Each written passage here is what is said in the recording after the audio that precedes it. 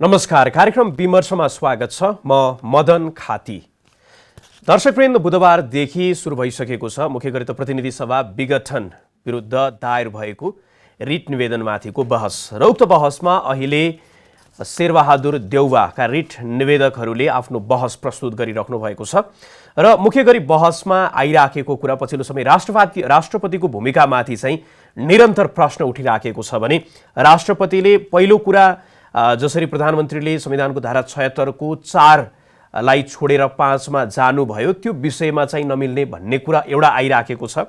अब त्यो कुरामा स्वयं शेरबहादुर देउवा र विपक्षी गठबन्धन नै फेरि राष्ट्रपतिकोमा आफ्नो दाबी प्रधानमन्त्रीको लागि प्रस्तुत गर्न गइसकेपछि त्यो अहिले त्यो छायामा परेको जस्तो देखिएको छ र अर्कोतर्फ प्रधानमन्त्रीको दाबी प्रस्तुत हुँदै गर्दाखेरि शेरबहादुर देउवाले 149 जना सांसद तत्कालीन प्रतिनिधि सभा सदस्य को हस्ताक्षर सहित उपस्थित हुँदाखेरि त्यसलाई किन मान्यता दिएन, राष्ट्रपतिले उक्त आधारलाई किन मान्नु भएन भनेर प्रश्न उठिराखेको छ भने उक्त कुरालाई राष्ट्रपतिले अस्वीकार गरिसकेपछि 5 अन्तर्गत प्रधानमन्त्री नियुक्त हुन नसकेको भनेर बताइसकेपछि जसरी फेरि मन्त्री परिषदले सिफारिस गर्यो प्रतिनिधि सभा विघटन गर्नको लागि उक्त कुरालाई उहाँले सदय गर्नुभयो र त्यो विषयमा पनि प्रधानमन्त्री र राष्ट्रपति माथि चाहिँ प्रश्न उठिराखेको अवस्था छ। आज हामी यही विषयमै र सर्वोच्च अदालतमा चलिराखेको बहस, त्यहाँ उठिराखेका स्वयं प्रधान न्यायाधीश र इजलासमा उठिराखेका प्रश्न, भइराखेको बहसमा केन्द्रित रहेर संवाद गर्नेछौँ। यो विषयमा संवाद गर्नको लागि आज हामीले कार्यक्रम विमर्शमा आमन्त्रण गरेका छौँ वरिष्ठ अधिवक्ता बोडबहादुर कार्कीलाई।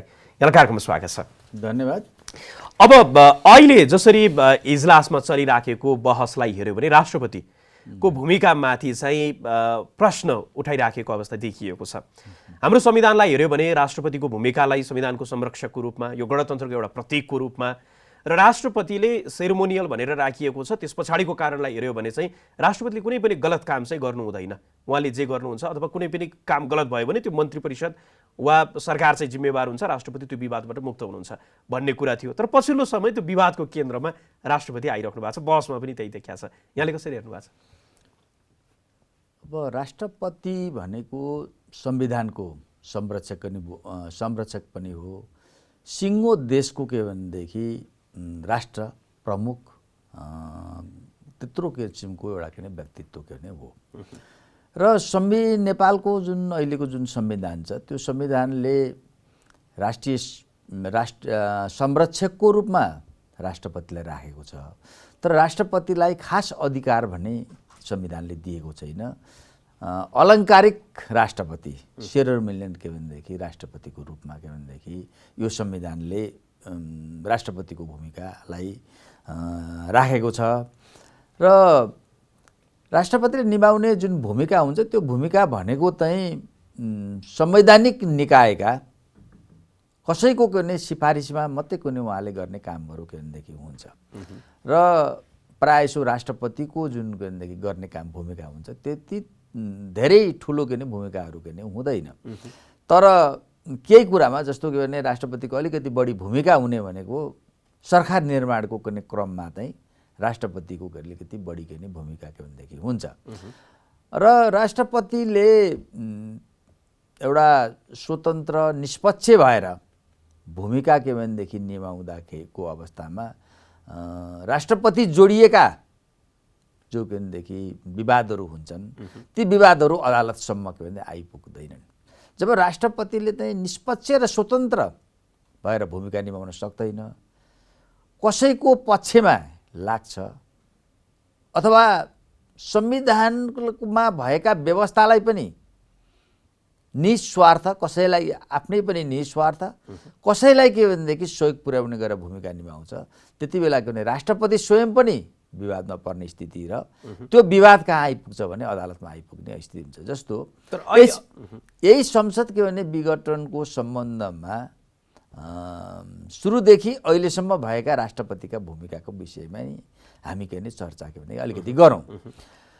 जस्तो यो संविधानमा प्रधानमन्त्रीलाई संसद विघटन गर्ने अधिकार के भनेदेखि थिएन र त्यो कुरा प्रधानमन्त्रीलाई पनि भलिमाथि थाहा थियो। त्यो कुरा के भने राष्ट्रपतिलाई पनि थाहा के हुनुपर्छ। किन हुनुपर्छ भने कि देशको संविधान कानुनको विषयमा जानकारी राष्ट्रपतिले त राख्नुपर्छ। आफूसँग त्यो ज्ञान रहेन भने पनि विज्ञहरूसँग त्यसको के सहयोग र सल्लाह के लिनुपर्छ। तर राष्ट्रपतिले के गर्नु, प्रधानमन्त्री ओलीले आफूमा नभएको अधिकार प्रयोग गरेर संसद विघटन गर्नुभयो, त्यसलाई उहाँले के भने सदर गरिदिनु भयो। अनि त्यसपछिका तपाईँ हेर्नुहोस् के भने हरेक के भनेदेखि संसद विघटन सम्बन्धी कुराहरूमा राष्ट्रपतिले को र प्रधानमन्त्री छुट्याउन के भनेदेखि गाह्रो स्थिति उत्पन्न भयो। तर पछिल्लो अवस्था हेर्दाखेरि चाहिँ जसरी अहिले बहसमा जुन राष्ट्रपतिको भूमिकामाथि उठिराखेको छ, उहाँहरूले उठाइराखेको चाहिँ एउटा प्रधानमन्त्रीले सिफारिस गर्नुभयो जुन प्रतिनिधि सभा विघटनको लागि, त्यो पुस 5 को पनि र अहिले आएर पनि यो कुरालाई राष्ट्रपतिले सदर गर्नुभयो भन्ने कुरा चाहिँ कतै न कतै त्यसको आधार अझै मूलभूत रूपमा हेर्दाखेरि चाहिँ उहाँहरूको मुख्य चासो चाहिँ जसरी शेरबहादुर देउवाले 149 लिएर जानुभयो सांसदहरूको हस्ताक्षर, प्रधानमन्त्री केपी शर्मा ओलीले 153 को छ भन्नुभयो, उहाँले दलको समर्थन मसँग छ भनेर भन्नुभयो।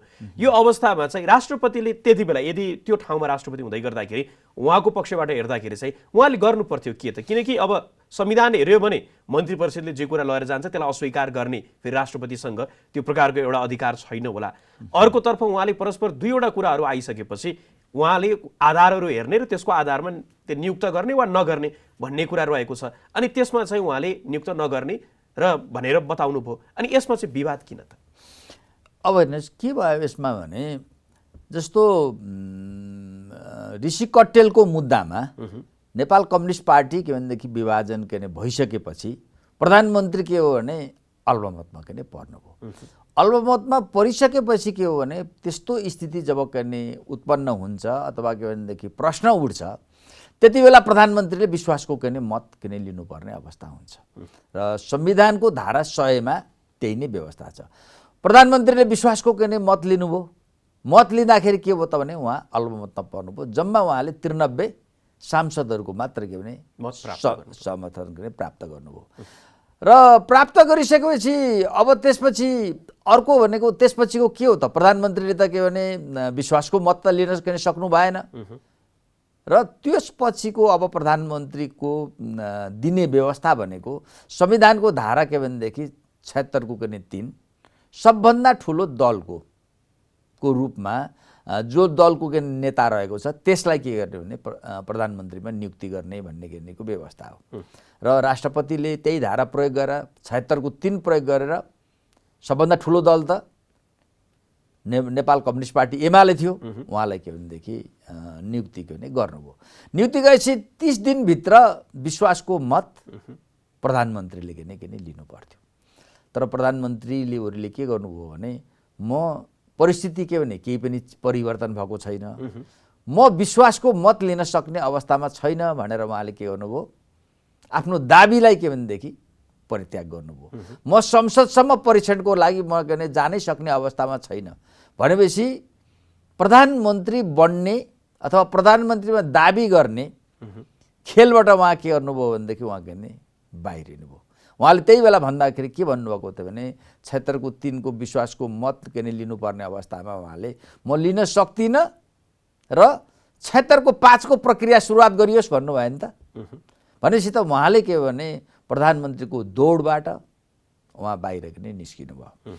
त निस्किसकेपछि अब नेपाली काङ्ग्रेसका सभापति शेरबहादुर देउपाले 149 जना सांसद सङ्ख्या पुर्याएर के भनेदेखि उहाँ जानुभयो। 76/5 को व्यवस्था भनेको चाहिँ फेरि के हो भने जस्तो संविधानको धारा 76 को 1, 2 को जुन 3 को व्यवस्था छ त्यो दलीय व्यवस्था हो, दलको आधारमा प्रधानमन्त्री दिने। 76 को 1 मा सबभन्दा के भनेदेखि अथवा बहुमत प्राप्त गर्ने दलको के नेतालाई प्रधानमन्त्री नियुक्ति गर्ने। 2 को भनेको 2 अथवा बहुमत कसैले प्राप्त गर्न सकेन कुनै एउटा पार्टीले भने 2 वा 2 भन्दा बढी दलको के भने समर्थनमा प्रधानमन्त्री बनाउने कुरा भयो। 3 भनेको त्यो 2 को आधारमा नै बन्न सकेन भने 3 भनेको ठुलो दललाई को संसदीय दलको नेतालाई प्रधानमन्त्री नियुक्ति गर्ने। उनले के भनेदेखि 30 दिनभित्र विश्वासको के नै मत के नै लिनुपर्ने भन्ने किसिमको यदि त्यो कुरामा चाहिँ लिन सकेन अथवा उसले लिन चाहेन, अहिले जस्तो प्रधानमन्त्री मार्ग प्रशस्त गरे भनेर बताउनु भयो नि, जुन 4 अन्तर्गत छ नि 3 अन्तर्गत नियुक्त भएको प्रधानमन्त्रीले 4 अन्तर्गत चाहिँ 30 दिनभित्र विश्वासको मत लिनुपर्ने, त्यो चाहिँ बाध्यात्मक हो कि होइन? अब यस्तो भयो के भने त्यो मौका चाहिँ के भने 76 को 3 अनुसार ठुलो दलको संसदीय दलको नेतालाई जब प्रधानमन्त्रीमा के भने नियुक्ति गरेपछि उसलाई 30 दिनभित्र प्रधानमन्त्रीमा विश्वासको मत लिनको लागि उसलाई के भने समय के भने दिने हो। तर त्यो समयभन्दा अगाडि नै म लिन सक्दिनँ भनेर खेलको मैदानमा बाहिर त जान सक्छ। कोही मान्छेले कुनै प्रतिस्पर्धा गरो, खेलकै कुरा गर्नुहोस् अथवा के भने अन्य विषयमै भन्नुहोस्, म के भने त्यो प्रतिस्पर्धामा भाग लिन त भन्न त पाउँछ। त प्रधानमन्त्रीले के भन्नुभयो, म के भने अब प्रतिस्पर्धामा भाग लिन्न। संविधानको 76 को 5 अनुसार दलीय आधारमा होइन, अब संसदको हैसियतले कोही प्रधानमन्त्री बन्नको लागि त्यो के भनेदेखि दाबी गर्न सक्छ भने त्यो प्रक्रिया सुरुवात गरियोस् भनेर उहाँले नै भन्नुभयो नि त, भन्नु भएन? भनेपछि त उहाँले त आफ्नो दाबी त छोडिसक्नुभयो। अब शेरबहादुर देउपाले के गरे त भने 149 जनाको हस्ताक्षर सहित राष्ट्रपतिमा के भनेदेखि दाबी उहाँले गर्नुभयो। त्यो यही कुरामा अझै मैले स्पष्टता यसलाई म टुङ्ग्याएँ है, दाबी गर्नुभयो। त दाबी उहाँले के भने जब के भने गरिसकेपछि त त्यहाँ नै के भने जालसाजी भयो। त्यो चाहिँ के भने ओलीले पहिला प्रधानमन्त्री ओलीले पहिले नै म प्रधानमन्त्री बन्न सक्दिनँ, म त्यो विश्वासको मत लिन सक्दिनँ। यदि विश्वासको मत लिन सक्ने स्थिति उहाँको भए त उहाँले के भनेदेखि 76 को 3 अनुसार त्यति बेला उहाँले विश्वासको मत लिएको भए भइहाल्थ्यो नि। आफू के भने हात उठाउने, म सक्दिनँ भनेर खेलबाट भने बाहिर निस्किने। जब शेरबहादुर देउपाले 149 जनाको सांसदको के भने हस्ताक्षर सहित राष्ट्रपतिका लगेपछि चाहिँ उहाँले एउटा के भनेदेखि जालसाजीपूर्ण दाबी के गर्नुभयो भने म पनि के भनेदेखि म पनि दाबी गर्छु है, म पनि दाबी गर्छु र मेरो के भनेदेखि दलको तर्फबाट म संसदीय दलको नेता हुन्, 120 जना के भने मसँग छन्। त्यसपछि यो समाजवादीको तर्फबाट के भने संसदीय दलको, त्यो पनि संसदीय दलको के अरे राजेन्द्र जुन महतो थियो त्यो पनि विवादित थियो नि त। 32 जना उहाँबाट 32 जना थियो, त्यो पनि विवादित थियो। 32 जनाले उसलाई को संसदीय दलको नेता भएको हो कि होइन भन्ने पनि त्यहाँ विवाद हो। उसको 2 जनाको के अरे सिग्नेचर आफ्नो र त्यसपछि के भने राजेन्द्र महतोको सिग्नेचरको के भने हस्ताक्षरको लिएको पत्र लिएर उहाँले के अरे दाबी गर्नु। तिनै के हो त उहाँको के भने गैर कानुनी तर दाबी। यही कुरालाई चाहिँ गैर कानुनी दाबी कसरी थियो भने उहाँले त के भने छोडिसक्नुभयो कि म के भने अब सक्दिनँ विश्वासको मत लिन, 76 को 5 अनुसारको प्रक्रिया सुरुवात गर्नुहोस् भन्ने भएपछि त अब यहाँ के थियो भने यो नैतिकताको प्रश्न मात्रै हो, यसमा चाहिँ कानुनी प्रश्न हो। संविधानले चाहिँ उहाँलाई छेक्दैन भन्ने खालको तर्क यो गलत कुरा हो। जब के भने यदि के भने उहाँलाई के भने उसलाई त मौका दिएकै थियो नि त, 76 को 3 अनुसार ठुलो दलको रूपमा विश्वासको मत लिनुहोस् भनेर। म सक्दिनँ भन्नुको अर्थ के हो भने उहाँ के भने त्यो दाबीबाट के भनेदेखि दाबी छोडिदिनु भयो उहाँले। अनि न के भने संविधानको उहाँले दाबी गर्नुभएको हो भने संविधानको धारा 76 3 अनुसार भएको मान्छेले 4 को के भनेदेखि प्रक्रिया सुरुवात हुन्थ्यो नि। 4 को प्रक्रियामा के भने विश्वासको मत लिन नगइसकेपछि त उहाँको दाबी के भने छोडिदिनु भयो। अब आयो त त्यहाँ दाबी गर्न त को आयो भने कि शेरबहादुर देउपा आइपुगे। त्यस्तै गरेर एउटा सांसदको हैसियतमा ओलीदेखि बाहेकको एमाले भित्रैबाट एकछिन माधव कुमार नेपाल भनौँ अथवा भीम रावल भनौँ, हामी पनि के भनेदेखि एउटा संसदको हैसियतले, दलगत हैसियतले होइन संसदको हैसियतले हामी पनि बहुमत पुर्याउन सक्छौँ भनेर उनीहरूले पनि त्यस्तै सही गरेर लिएर हस्ताक्षर लिएर गएको भए उनीहरूको दाबी कुरा हुन्थ्यो। के अरे ओलीजीलाई त दाबी गर्ने त के भने संविधान कानुनबाट मिल्दैन नि, उहाँ त के भने विबन्धित हुनुहुन्थ्यो।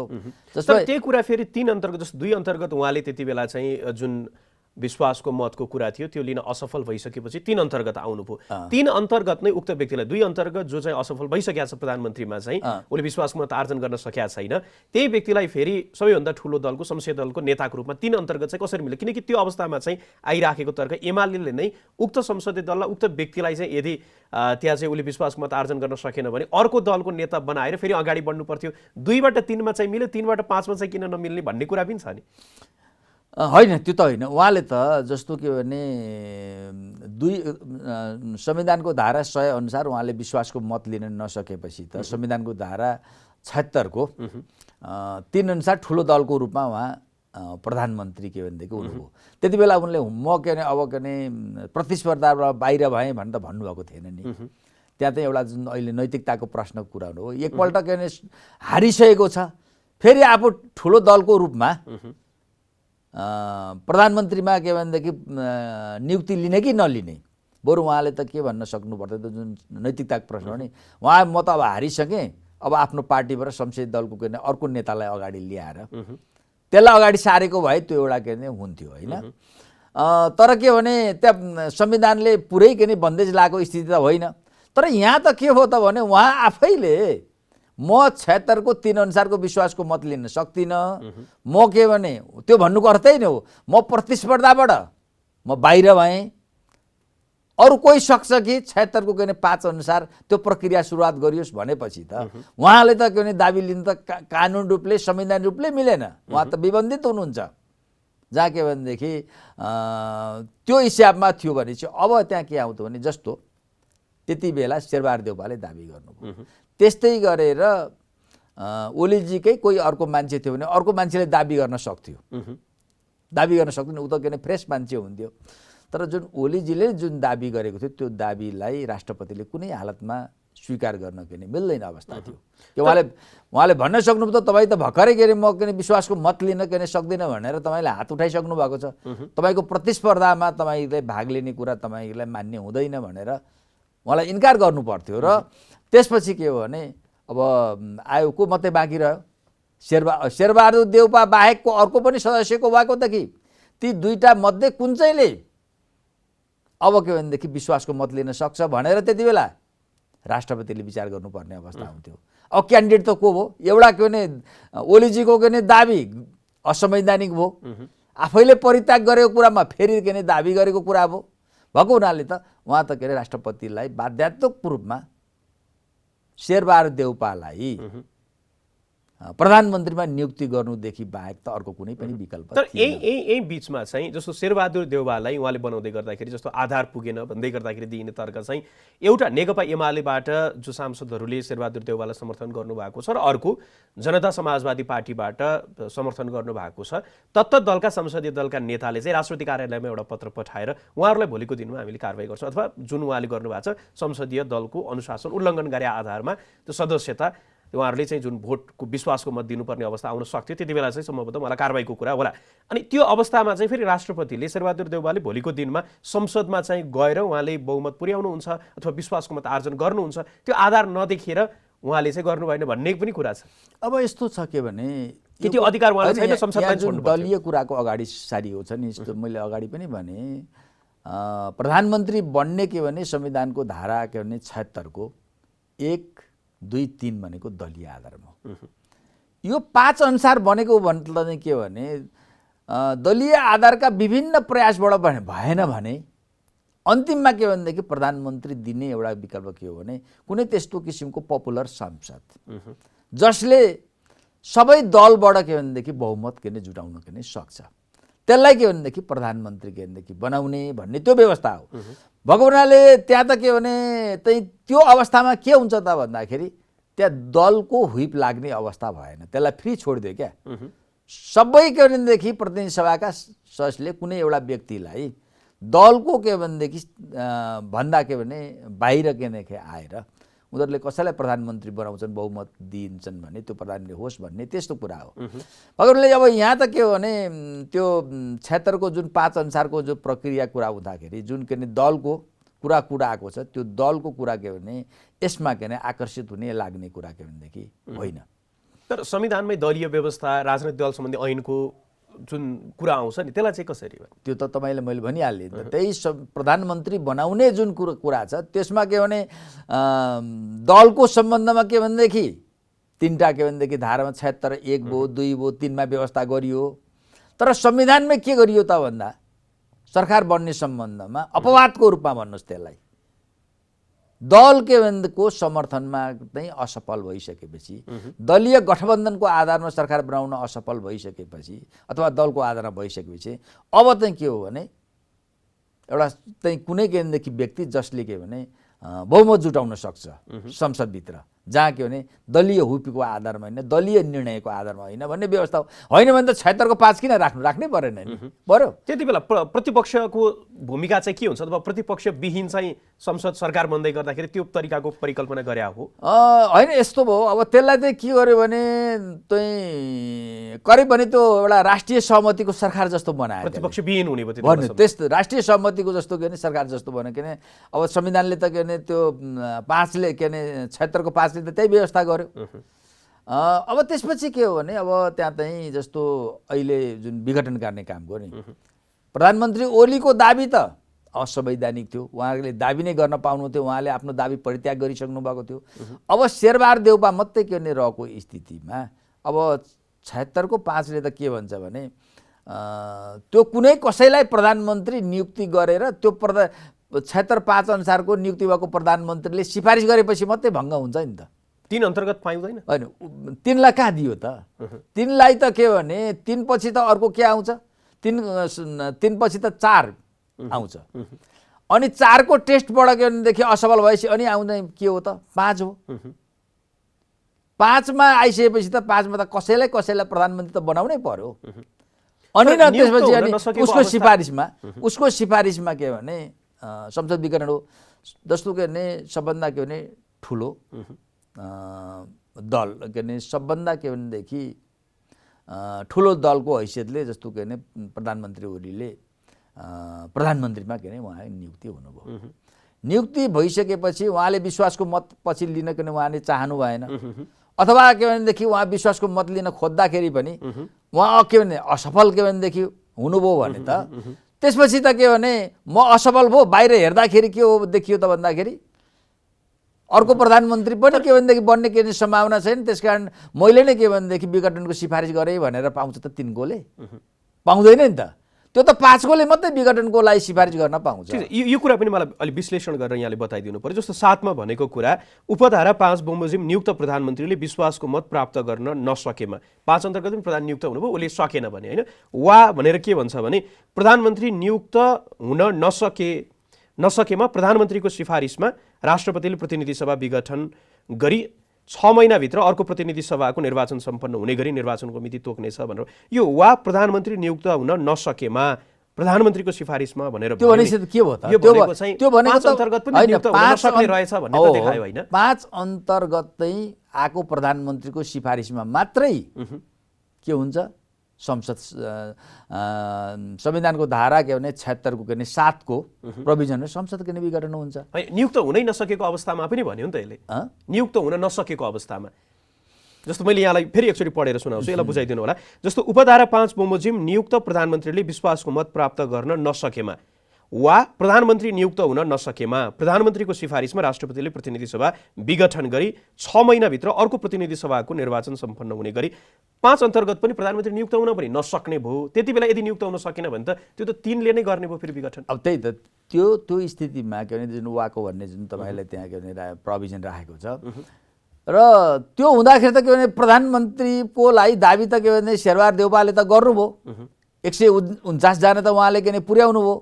त पुर्याइसकेपछि अब के भने राष्ट्रपतिलाई के भने उसको के भने विश्वासको मत के भने भोलि लिन सक्ने अवस्था के भनेदेखि छ कि छैन भन्ने कुरामा प्रधानमन्त्रीलाई अथवा के भने राष्ट्रपतिलाई कुनै शङ्का के भने लाग्छ भने त्यो अवस्थामा त्यही के भने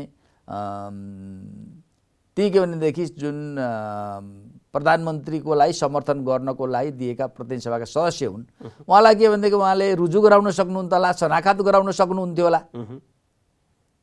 तर के देखियो छ भने दुईटैको के भने दाबी के भने पुगेन भनेर जुन ओलीजीजू के भनेदेखि आफ्नो दाबी परित्याग गरिसकेको जुन व्यक्ति हुनुहुन्छ उहाँलाई पनि के भने अर्को एउटा प्रतिस्पर्धीको रूपमा राखेर के गरिदिनु भयो, उहाँले संसद विघटन गर्नुभयो। त्यो चाहिँ नमिलेको कुरा हो। ठिक छ। अब यही बीचमा चाहिँ अर्को कुरा आइराखेको राष्ट्रपतिले जब आइसकेपछि सिधै संसदमा पठाउनु पर्थ्यो। अलि बहसमा पनि यो कुरा चलिराखेको छ कि संसदमा सांसदले नै हो प्रधानमन्त्री चुन्ने, सांसदको मतदान गर्न पाउने अधिकारलाई चाहिँ राष्ट्रपतिले हनन गर्नुभयो। उहाँले चाहिँ सिधै संसदलाई चाहिँ यो निर्णय गर्नको लागि पठाइदिनु पर्थ्यो भन्ने कुरा छ नि। यसमा चाहिँ दुवैजनालाई पठाइदिने भने कि शेरबहादुर देउवालाई मात्रै यो विषयमा हेर्नुपर्छ। अब त्यो संविधानको देखि व्यवस्था अनुसार के भने दुईजना व्यक्तिलाई के भने प्रतिस्पर्धी मानिलिनु, 2-3 जना व्यक्तिहरू के भने भए ती सबैलाई प्रतिस्पर्धीहरूलाई संसदमा के भनेदेखि विश्वासको मत लिन पठाउने भन्ने त व्यवस्था छैन। त्यहाँ त एकजना मान्छेलाई पठाउनु पर्यो। त एकजना मान्छेलाई के भनेदेखि पठाउँदाखेरि त्यहीँनिर के भने राष्ट्रपतिले आफ्नो विवेक बुद्धि प्रयोग गर्ने कुरा चाहिँ के हो भने त्यहाँ चाहिँ निष्पक्ष हुनु पर्यो, स्वतन्त्र हुनु पर्यो कि विश्वासको मत के भने लिन सक्ने सम्भावित मान्छे को छ भन्ने किसिमको हुँदाखेरि त त्यहाँ प्रधानमन्त्री ओली चाहिँ परित्याग गरिसकेको व्यक्ति प्रतिस्पर्धाबाट भएको उहाँले के भने दाबी गर्न पाउन सक्ने अवस्था थिएन।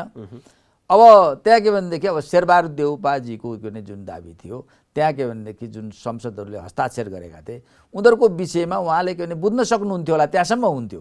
तर उहाँले नै के भनेदेखि कसैले के भने विश्वासको मत लिन नसक्ने अवस्था भनेर विघटन चाहिँ गर्न के भने मिल्दैन थियो।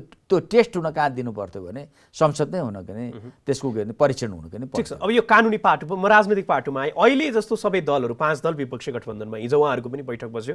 अब सडक आन्दोलनको तयारीको विषयमा आज आउने भन्ने कुरा छ, के गर्ने कसो कसो गर्ने। उहाँहरू निकटका भातृ सङ्गठन पनि अब आन्दोलनको तयारी एकातर्फ त्यो देखिन्छ, अर्कोतर्फ प्रधानमन्त्री चाहिँ उहाँका 20 जना मन्त्रीलाई सर्वोच्च अदालतले उहाँहरूलाई चाहिँ काम नगर्नको लागि आदेश दिइसकेपछि पनि अहिले पनि उहाँ चाहिँ होइन केही समयको लागि तपाईँहरू त्यही बस्नुहोस्, म केही समाधान निकाल्छु भन्ने त्यो भावमा चाहिँ प्रधानमन्त्री देखिनुहुन्छ। यो अवस्थामा चाहिँ अब कसरी अगाडि बढ्छ जस्तो लाग्छ यहाँलाई? यो संवैधानिक पाटो एकातर्फ छ, कानुनी बहसको पेचिलो बहस चलिराखेको छ, तर राजनीतिक दुई फरक फरक भिन्न भिन्न जसरी अगाडि बढ्न खोजिराखेका छन् नि, यो स्थितिले चाहिँ कहाँ पुर्याउँछ? अब तपाईँले कहाँ अहिले पनि पछिल्लो जुन घटनाक्रममा ओलीको विरुद्धमा अथवा विरोधी जुन गठबन्धन छ, गठबन्धनका के भने पार्टीहरू जुन नेताहरूले अहिले के भनेदेखि जुन बैठक गरेर जुन आन्दोलनको तयारी गर्ने, सतर्कता अपनाउने भन्ने किसिमको भन्नुभयो, यो निकै के भने गम्भीर कुरा हो। र योभन्दा अगाडि पनि 5 पूर्व प्रधानमन्त्रीहरूले एउटा गम्भीर सरोकार राखेर र प्रधानमन्त्री ओलीबाट के भनेदेखि संविधान व्यवस्थाको विरुद्धमा के भने गम्भीर कदमहरू चालिन सक्ने सम्भावना छ भनेर सङ्केत गरेको र यो प्रधानमन्त्री ओलीका अहिले गरिरहेका के भनेदेखि असंवैधानिक अलोकतान्त्रिक संविधान विरोधी गतिविधिहरू त विदेशीहरूको हात पनि हुन सक्छ भन्ने के सङ्केत उनीहरूले के गरेका छन्।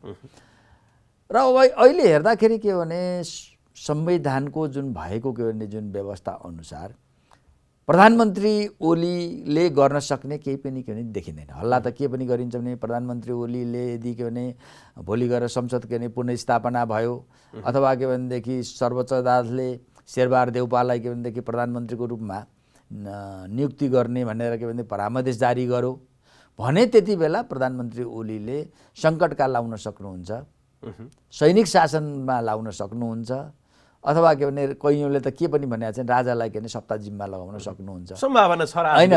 त्यही भन्दैछु होइन। कैयौँ के भनेदेखि राजावादीहरू त के पनि उनीहरू एउटा भ्रम छरिरहेको उनीहरूले अवस्था छ भने प्रधानमन्त्री ओलीले अब अल्टिमेटली राजालाई के भने सत्ता जिम्मा लाउनुहुन्छ भनेर भनिरहेका छन्। तर के हो भने सङ्कटकाल लगाउने कुरा हो, त्यो पनि के भने संविधान अनुसार के भने त्यो सम्भव गर्ने देखिँदैन। सङ्कटकाल लगाउनु त्यसै लगाएर त भएन, त्यसको लागि पनि के भनेदेखि आधार छ मुलुकको सार्वभौमता, भौगोलिक अखण्डता, स्वतन्त्रता आदिमा के भने गम्भीर के भनेदेखि सङ्कट आएको स्थिति के हुनु पर्यो। त्यो पनि के हुनु पर्यो भने त्यो यदि एकछिन मानिलिउँ ओलीजीलाई के भने सनकको भरमा अथवा कुनै एउटा डिजाइनपूर्वक उहाँले लु सङ्कटकाल लाउनु पऱ्यो, त्यो सङ्कटकाल लाउँदा पनि अन्य प्रक्रिया त रोकिँदैन, किनभने देशको संविधान त चलि नै रहेको हुन्छ। त्यो पनि अब अहिले प्रतिनिधि सभा नभए पनि 30 दिनभित्र राष्ट्रिय सभाबाट दुई तिहाईले अनुमोदन भएन भने त 30 दिनभित्र त खाली हुन्छ। त्यो खाली मुतको न्यानो जस्तो मात्रै हो, छेड्ने कुरा हो। अब आएर के भने अब सैनिक शासन लगाउने, राजालाई सत्ता लगाउँदा संविधानमा काहीँ व्यवस्थै छैन। त्यसकारण के भने यसको के भनेदेखि यो चाहिँ बढी प्रोपगन्डा जस्तो रूप लाग्छ। तर प्रधानमन्त्री ओलीको के भने संसद विघटन गर्नेदेखि लिएर अध्यादेशबाट शासन गर्ने जो किसिमको उहाँको अराजकतावादी जो प्रवृत्ति के नि देखेको छ, त सबै उहाँले त संविधान मिच्दै आउनुभएको छ र यो लोकतान्त्रिक र व्यवस्था के भने का मूल्य मान्यता पनि उहाँले उल्लङ्घन गर्दै आउनुभएको छ। त्यसकारण उहाँले के भनेदेखि यस्तै किसिमका वितण्डना, संविधान विपरीतका केही वितण्डना गर्नुहुन्छ कि जसले गर्दाखेरि राष्ट्रलाई ठुलो एउटा के भने सङ्कटमा के भने फसाइदिनुहुन्छ कि भन्ने कुरालाई के भने ध्यान दिएर मलाई सम्भवतः लाग्छ यो अहिले के भने गठबन्धन ओलीको विरुद्धमा रहेका जुन के भने गठबन्धनका नेताहरू पार्टीहरूले यो के भनेदेखि बैठकहरू गरेको हुन सक्छ। र कार्यक्रमको लगभग अन्तिममा छु। अन्तिममा चाहिँ जस्तो अहिले जे जसरी अगाडि बढिराखेका छ यसमा चाहिँ प्रधानमन्त्रीले हिजो पूर्व प्रधानमन्त्रीहरूको जुन संयुक्त प्रेस विज्ञप्ति आयो हिजोका दिनहरूमा उहाँहरूको कुरा पनि वैदेशिक चलखेल नहोस् भन्ने कतै न कतै आजको दिनमा प्रधानमन्त्री केपी शर्मा ओलीले जे जसरी अगाडि बढ्न खोजिराख्नु भएको छ यसमा आड भरोसा चाहिँ देशभित्रबाट मात्र होइन, देशभित्रको जनमतबाट मात्र होइन, विदेशबाट पनि अहिलेको व्यवस्थामाथि नै सङ्कट लगायतको कुराहरू पनि आइराखेको जस्तो त्यो सङ्केत चाहिँ त्यहाँ देखिन्छ। यहाँले हेर्दाखेरि चाहिँ प्रधानमन्त्री केपी शर्मा ओलीले पुस 5 गतेदेखि आजको दिनसम्म आइपुग्दाखेरि जे गतिविधि अध्यादेश मार्फत उहाँको हुन त सर्वोच्च अदालतले धेरै कुरालाई करेक्सन पनि गरेको भनेर बताइएको छ, यसमा चाहिँ विदेशीहरूको स्वार्थ के अथवा यो व्यवस्थामाथि नै विदेशीहरू चाहिँ यो व्यवस्था नै उल्टाउने तरिकाले प्रधानमन्त्रीलाई चाहिँ एउटा आजको दिनमा हेर्दाखेरि उहाँलाई चाहिँ प्रयोग गरिराखेको त्यो तरिकाको जुन विश्लेषण हुन्छ नि त्यो सत्यतासँग कतिको निकट छ? अब भनिन्थ्यो के भने कैयौँ कुरा त के भने प्रष्ट रूपमा पुष्टि हुन सक्ने अवस्था हुँदैन, तर एउटा अनुमान चाहिँ के गरियो भने भारतीय खुफिया एजेन्सीका प्रमुख सामन्त कुमार गोयलले प्रधानमन्त्री ओलीलाई भेट गरिसकेपछि त्यसपछि ओलीजीले चालेका के भनेदेखि राष्ट्र विरुद्धका जनता विरुद्धका संविधान व्यवस्था सिद्ध्याउने कदमहरू चालेको गरी देखिन्छ। र धेरै मान्छेको अनुमान र के भनेदेखि यो विषयमा अलिक जानकार मान्छेहरूले के गरे भनेदेखि यो अहिले ओलीजीले जे गर्दै हुनुहुन्छ त्यो चाहिँ के भनेदेखि भारतीय खुफिया एजेन्सीका प्रमुख र ओलीजीको बिचको भएको जुन पनि सहमतिको आधारमा उहाँले त्यो कामहरू के गर्दै गर्नुहुन्छ भन्ने किसिमको मान्छे बाहिर के प्रोपोगन्डा पनि थियो। मानिसहरू त्यसरी त्यो अनुमान चाहिँ एउटा बलियो अनुमान के भनेदेखि रहेको थियो। अब तर अहिले आएर त्यो कुरा के देख्यो भने त्यो हो भन्ने कुरा पुष्टि भयो स्थिति भयो भने अहिले तपाईँ लेख्नुहोस् नेपालभित्र मात्र होइन, खास गरेर अहिले भारतीय पूर्व के भनेदेखि कूटनीतिज्ञहरू जो के नेपालमा एउटा राजदूतको रूपमा के बसे उनीहरूले श्रृङ्खलाबद्ध रूपमा भारतीय मिडियाहरूमा उनीहरूले लेखहरू के लेखेका छन्। लेखेदाखेरि उनीहरूले भनेका छन् कि त्यो त एउटा जिम्मेवार व्यक्ति भए उनीहरूले लेखहरूमा आफ्नो अभिव्यक्तिमा के भनेका छन् भने ओलीजी र भारतीय प्रधानमन्त्रीको बिचमा के किसिमको एउटा के सहमति के भने भएको छ, अन्डरस्ट्यान्डिङ भएको छ। त्यो अन्डरस्ट्यान्डिङ भनेको के हो भने यो संविधान सिद्ध्याउने र यो अहिलेको के भने नेपाललाई के भने अर्को कोर्सभित्र के लिएर जाने भन्ने किसिमको उनीहरूको बिचमा सहमति भएको छ। त्यही अनुसार के भनेदेखि नेपालको राजनीति अहिले अगाडि बढिरहेको छ। यो चाहिँ गर्नु के भने भारतको तर्फबाट गर्नु के भने अनुचित कुरा हो भनेर उनीहरूले लेखिरहेको स्थिति छ। हस्, आज चाहिँ अब कार्यक्रमलाई निर्धारित समय सकिएको कारणले गर्दाखेरि यहाँले आफ्नो महत्त्वपूर्ण समय हामीलाई उपलब्ध गराइदिनु भयो। यहाँको महत्त्वपूर्ण समय र यो संवादको लागि यहाँलाई धेरै धेरै धन्यवाद। धन्यवाद। हस्, आजको लागि कार्यक्रम विमर्शलाई निर्धारित समय सकिएको छ। जनताद्वारा जनताका लागि प्रसारित जनता टेलिभिजन हेरिरहनुहोस्। नमस्कार।